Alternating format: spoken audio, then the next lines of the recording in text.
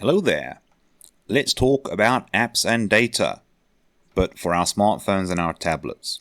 We'll be looking at apps and data for more conventional computer operating systems like Windows in A Core 2.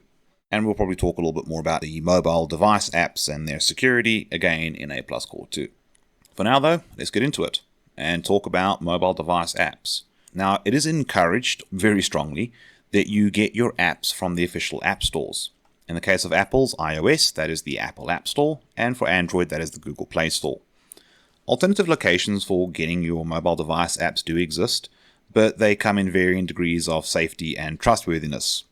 The potential for malware and other issues is quite high. Now, speaking of security, we have got a very cool thing going for us nowadays with our mobile device apps, and that is in the permission management. When you install an application on Android or iOS, you get prompted to grant the application permission to access resources and data on your device. The apps will request permission for the resources and data they need to access when they first start up. So that might need to access your contact list, your phone, your file storage, whatever. It's going to have to ask you those permissions.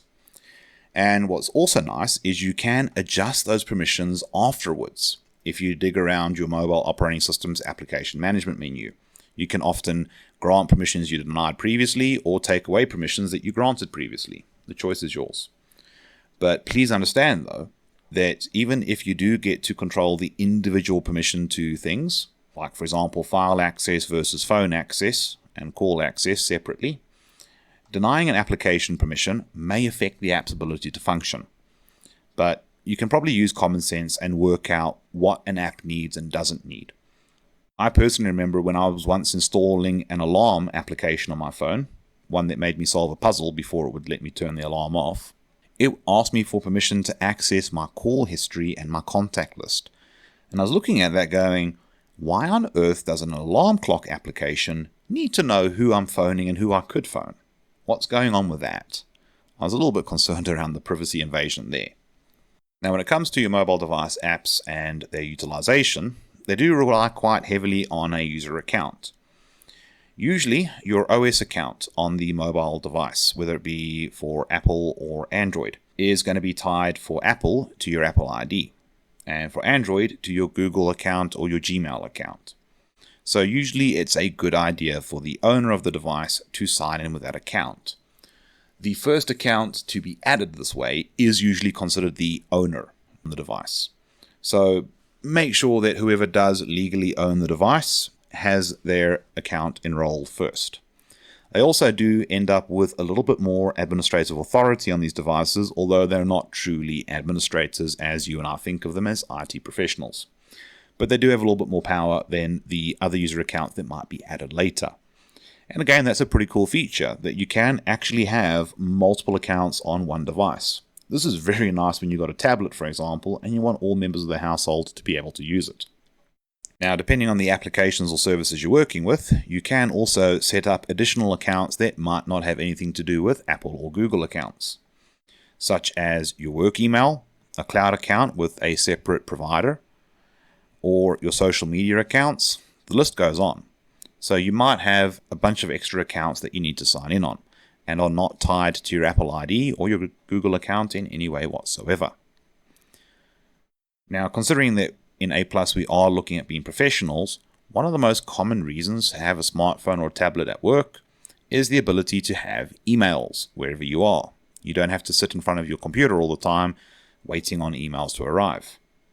Now, when you're looking at common services like, for example, Gmail, Outlook, Hotmail, Yahoo, etc., usually they're pretty straightforward to set up.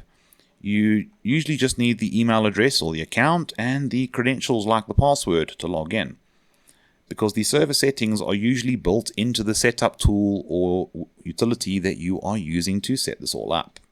So in the case of, like, for example, adding your Gmail account, you just go into the Add Account menu, choose the Gmail option, type in the address, type in the password, maybe do any extra authentication that you might have set up, and off you go. When you have to set up the work account, though, in other words, your corporate email address, that can potentially get a bit more complicated. You can often use a setup tool if the corporate mail account is hosted, like on Microsoft's Office 365 or Google G Suite. or whatever Google decides to rename it to. But if your work email is not hosted like that, maybe for example your organization is running its own mail exchange server on-prem, then you might have to do a little bit of manual setup. Now, the type of information you'll need in a manual account setup, and it's usually like listed as add account, add other, whatever, the option will be quite clear in the add account menu in the device. You will need the account's address and password, obviously, but you'll also need to possibly add the incoming and outgoing mail server addresses. It'll probably be SMTP, POP3, or IMAP4. Whatever your email domain is .com. You might need to also enroll and add the client mail certificate for security and authentication, possibly even encryption. But do yourself a favor and ask your co-workers or the senior people in IT about what settings are needed. Being A+ certified does not mean you can magically smell what account settings are needed or read someone's mind. There's no issue asking somebody, hey, what's the right info for this? Rather get it right the first time than to try and look like you're a genius and then just suffer for an hour trying to set up a simple email account. Now, one of the main reasons why we're really interested in having these accounts is so that we can set up synchronization on our devices. The idea of data synchronization is that we can have any data and any work that's been done, whether it be new files, edits to existing files, multimedia, whatever, being replicated from the device to somewhere else. My main driver for wanting to have synchronization set up on my phone is my paranoia about losing my phone or having it stolen.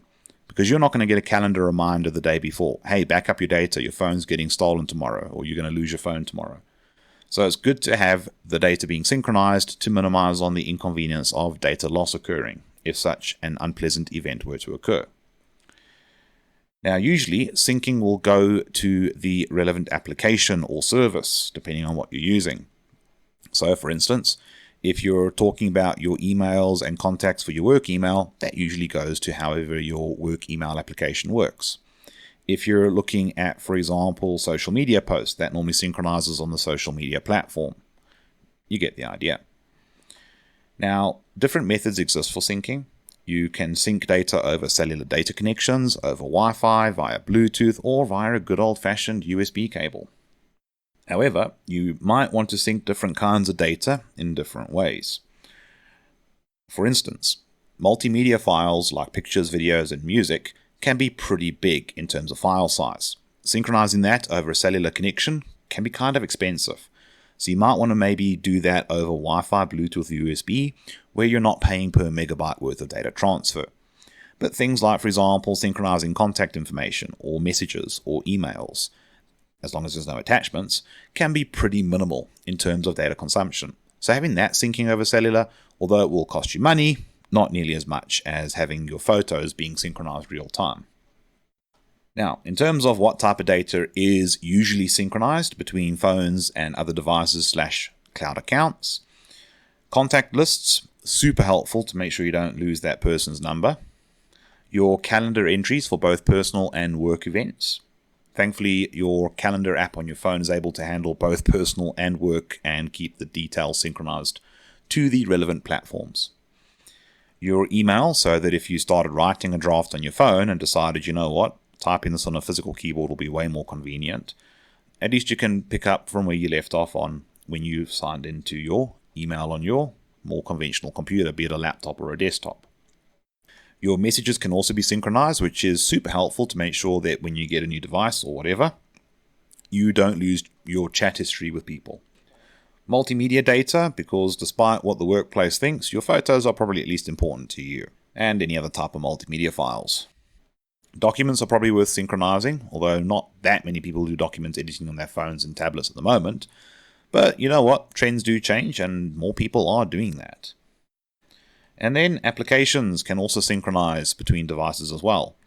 This is actually one of the main selling points of Apple's ecosystem, that you can have quite a lot of your applications working the same on both macOS devices and iOS devices.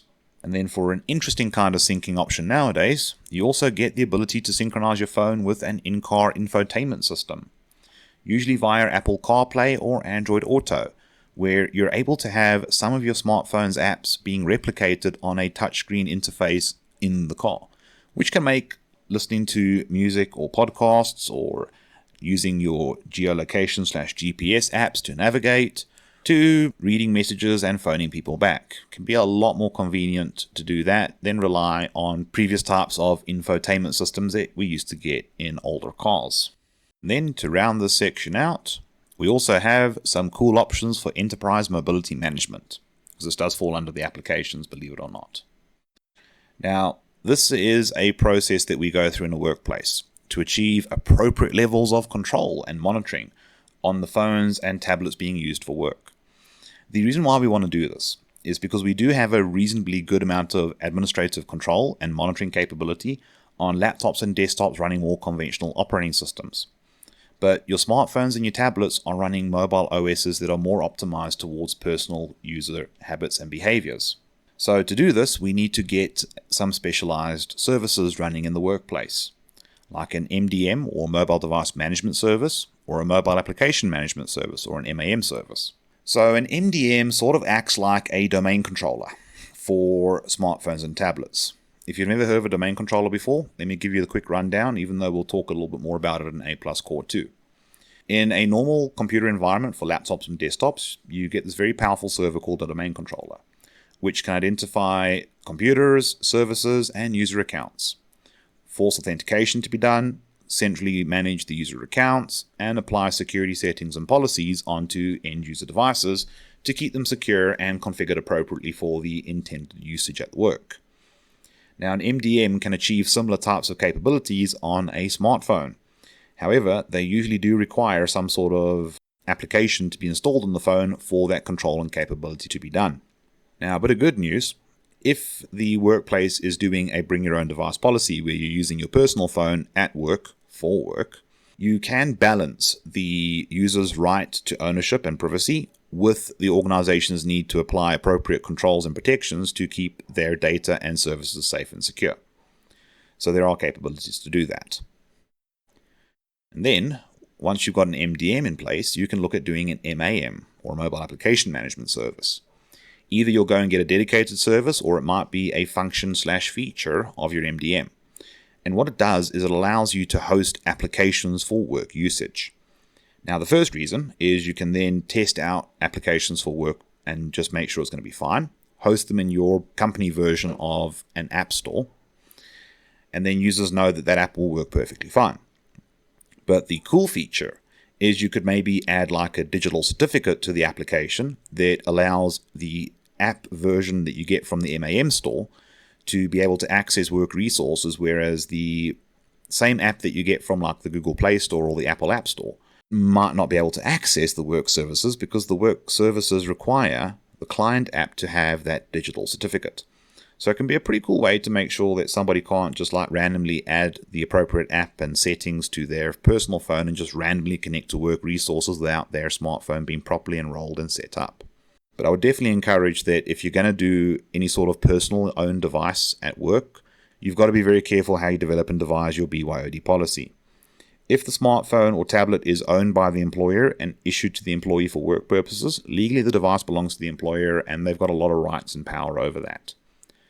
Personally, whenever I've had a company-issued smartphone, I've always just kept it for work only and used my personal phone for my personal things. Yeah, bit of an inconvenience carrying around two phones, but you know what? Keeping your work and your personal life separated like that can sometimes be a blessing. Look at me giving you ideas. But ultimately, the goal here is to apply appropriate levels of security to the work apps and the work data, and possibly even extend that same courtesy to the user's personal space to keep them safe as well. And apply appropriate configuration control, as I said previously. But a really important thing to consider with enterprise mobility management is making sure that you can remotely track, lock, or wipe the device in the event of it being lost or stolen. The thing about smartphones and tablets is they're often exposed and prone to the same security threats and dangers that conventional devices are as well, but with the extra risk of being easier to steal and more likely to lose. Mainly because it's a lot easier to factory reset a device and flip it on the secondhand market for a pretty good profit compared to a stolen laptop or a discovered laptop that somebody might have lost. Now, besides doing this through the MDM in the event of a user reporting their device being lost or stolen, you might also want to encourage that the user set up the personal capability to remotely track and lock the device through Apple's services or Google services, just to ensure that they can also track it in their personal capacity. Because the sooner you track it, lock it, and remotely wipe it, the better. But that's enough now for the mobile applications. A lot of you are probably already quite familiar and comfortable with managing mobile applications in your phone. So as always, I'd like to say thanks for watching. I really do appreciate it. And if you've enjoyed this and believe this would be beneficial to others, whether they be your friends, family members, colleagues, or peers, please feel free to share this video with them. Otherwise though, I'll catch you in the next video.